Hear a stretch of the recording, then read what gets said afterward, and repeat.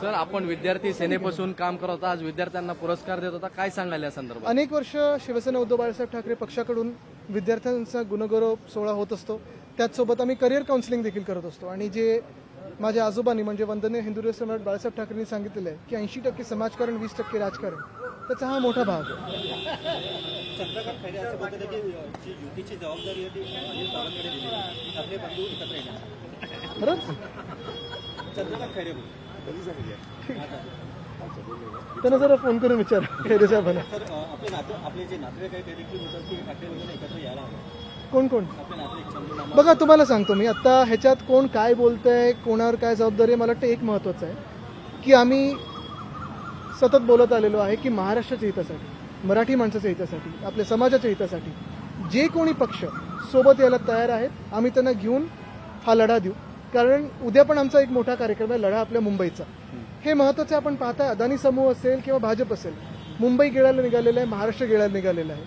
अनेक अत्याचार या महाराष्ट्रात होत आहेत आणि तिथे कुठे ना कुठेतरी एक बदल घडवणं ही आमची जबाबदारी आहे. आणि म्हणून जे कुठचेही पक्ष या महाराष्ट्र हितासाठी लढत आहेत त्यांनी एकत्र येऊन लढणं गरजेचं आहे. तारीख वगैरे काय ठरली आहे का एकत्र येण्याची? हो, असं काय तुम्ही बोलण्याला जा पुढे मग. आपण पाहिलं असेल तर कुर्ल्यामधले जे आमदार आहेत मंगेश कुडाळकर, आता तिकडचे लोक प्रश्न उपस्थित करतात, क्या हुआ तेरा वादा, जी जागा दिली- नक्कीच आपल्याला माहिती आहे, मंगेश कुडाळकर असतील, मीर खोटेच्या असतील, हे दोघांनी सांगितलं होतं की जर त्यांचं सरकार आलं तर ते पीएपी आणि पीटीसी हे रद्द करून घेतील.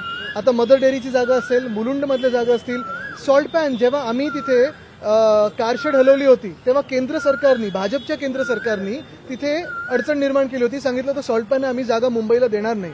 आणि आता अदानीच्या घाशात घालायला ती भाजपनी जागा बरोबर काढून अदानीच्या घाशात घालतात. म्हणजे मालकासाठी सर्व काही करणार हेच आहे. त्या ठिकाणी बोटॅनिक गार्डन होणार होतं असं निवडणुकीमध्ये बघा, आश्वासन देखील बोटॅनिकल दिलं गार्डन असेल कुठचंही गार्डन करा, पण ही जागा फुकटात म्हणजे 20% दरात जरी दिली असेल तरी व्हर्च्युअली फुकटातच आहे ना. तुम्हाला अशी जागा मिळणार आहे का? तुम्हाला घरावरचं प्रीमियम माफ करून मिळणार आहे का? तुम्हाला 40%चा TDR मिळणार आहे का? एवढं सगळं जर असेल मग तिथे तुम्ही गार्डन बनवा. धारावीत पण आमची मागणी आहे, उद्या आम्ही मांडणार आहोत. आपण पाहिलं असेल तर दुसरा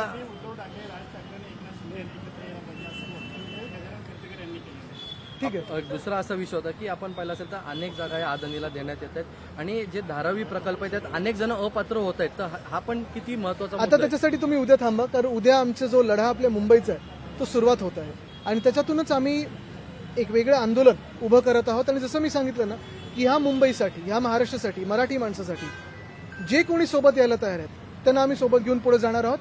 सगळ्या पक्षांना आम्ही अपील करणार आहोत. अर्थात ज्यांचे जे मालक आहेत, अदानी ज्यांचे मालक आहेत त्यांचे काय पुढे ते बोलू शकणार नाहीत, पण बाकीच्यांना विचारणार आहोत. पण इलेक्शन कमिशन का नाही बोलत आहे त्याच्यावर? मुख्यमंत्री काय इलेक्शन कमिशनची व्यक्ती आहे का? ते तिथे काम करतात का? की इलेक्शन कमिशन त्यांच्या ऑफिसमध्ये काम करतं? मी पहिलंच सांगितलेलं आहे की निवडणूक आयोग भाजपच्या कार्यालयात काम करतं. हे ज्या दिवशी आमचा निकाल त्यांनी दिला होता त्या दिवशी स्पष्ट झालं होतं. दुसरं म्हणजे ECI, ह्याचा फुल form entirely compromise commission of India, हे झालेलं आहे. आता अनिल परबजी माझ्यासोबत इथे उभे आहेत, त्यांना तुम्ही विचारा कितीदा ते पुढे त्यांच्या समोर गेलेले आहेत. आमचा निकाल जो दिला पक्षाचा, किती पक्षपात केलं त्यांनी विचारा तिथे.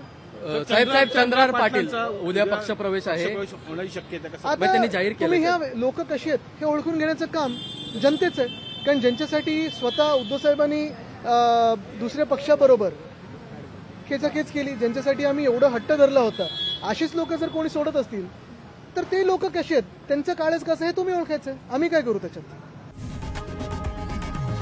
लोकशाही मराठी ऐका, पहा, जागरूक रहा.